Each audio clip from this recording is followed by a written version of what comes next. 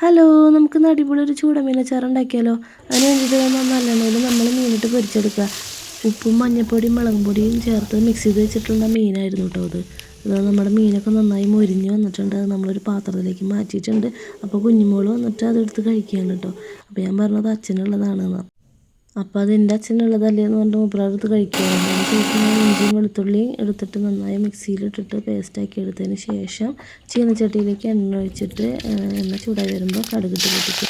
അതിലേക്ക് അരിഞ്ഞ് വെച്ച് പച്ചമുളക് ഇട്ട് കൊടുക്കുക, വേപ്പില ഇട്ട് കൊടുക്കുക, പിന്നെ ഇഞ്ചി വെളുത്തുള്ളി പേസ്റ്റ് ഇട്ടിട്ട് നന്നായി മൂപ്പിച്ചെടുക്കണം. ഇതിലേക്ക് 1/2 സ്പൂണ് മഞ്ഞൾപ്പൊടി ഇട്ട് കൊടുക്കുക, 1 സ്പൂൺ മുളക് പൊടി ഇട്ടിട്ട് നന്നായി മൂപ്പിച്ചെടുക്കുക. എന്നിട്ട് കുറച്ച് കായപ്പൊടി ഇട്ടിട്ട് നന്നായിട്ട് ഇളക്കി കൊടുക്കുക. ഇതിലേക്ക് ആവശ്യത്തിന് ഉപ്പ് ഇട്ട് കൊടുത്തിട്ട് കുറച്ച് സുർക്ക ഒഴിച്ചിട്ട് നന്നായി തിളപ്പിച്ചെടുക്കുക.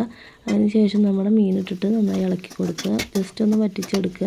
നമ്മുടെ അടിപൊളി ചൂടമീനച്ചാർ റെഡി ആയിരിക്കുകയാണ്. ഉപ്പ് നോക്കിയിട്ട് ഉപ്പ് വേണമെന്നുണ്ടെങ്കിൽ നമുക്ക് ഇട്ട് കൊടുക്കുക. ഇത് ഗൾഫിലേക്ക് കൊണ്ടുപോകാൻ വേണ്ടിയിട്ട് ഉണ്ടാക്കിയതാണ് കേട്ടോ. അപ്പോൾ ഇഷ്ടപ്പെട്ട എല്ലാവരും ലൈക്ക് ചെയ്യുക, സബ്സ്ക്രൈബ് ചെയ്യുക, സപ്പോർട്ട് ചെയ്യുക. Okay, thank you.